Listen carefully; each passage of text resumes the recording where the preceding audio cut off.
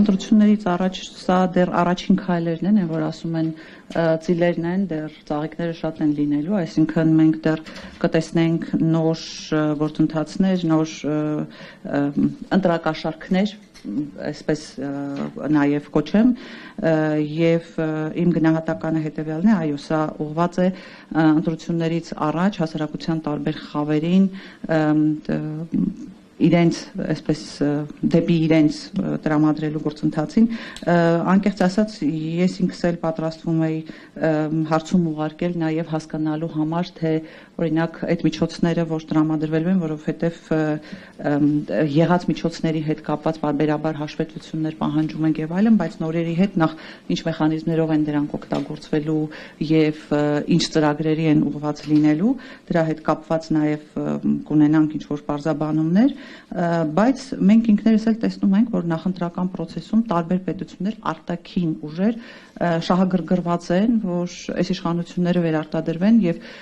օրինակ նաեւ Եվրամիության 15 միլիոն տրամադրելը այստեղ այդ հիբրիդային պատերազմի կանխարգելման գործընթացների հետ կապված, էլի հենց նույն նպատակի համար են ստեղծել միջոցներ, ստեղծել հնարավորություններ այս իշխանությունների վերարտադրման համար եւ այս ծրագրերը կլինեն դա առաջիկայում արցախցիների, չգիտեմ, աջակցության կամ բնակապահովման լրացուցիչ միջոցներ տրամադրելու ծրագրերը, դա կլինեն նոր, չգիտեմ, սոցիալական ծրագրեր եւ այլն, կամ ապահովագրությունը, որ այսպես հապշտապ այս պահին ոչ բոլոր մանրամասները հաշվի առնելով ներդնելը, կարծում եմ Գևորգը կհաստատի, որ այսպես հունվարի 1-ից ներդրվեց, բայց իրենք էլ դեռ շատ լավ չեն հասկանում թե ինչպես են դրա տակից դուրս գալու եւ այլն, այս ամեն ինչը այո նախընտրական քայլեր են, որոնք ուղղված են հենց այս իշխանությունների վերարտադրմանը։ Ինչ վերաբերում է ձեր բարձրացած հարցին ազգային ժողովում անընդհատ ամբիոնից այդ հարցերի մասին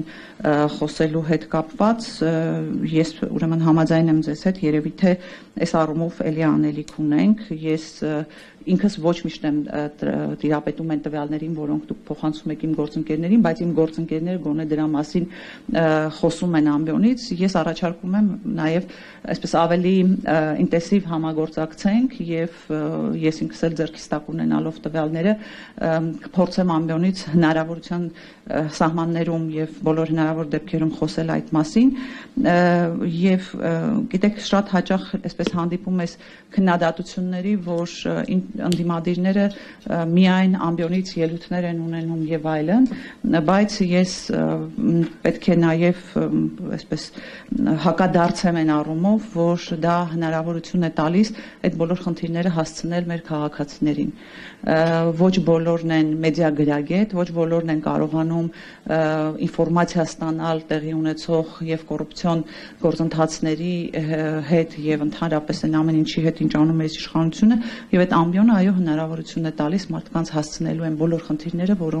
որոնք գոնե մենք տեսնում ենք եւ որոնց գոնե տիրապետում ենք։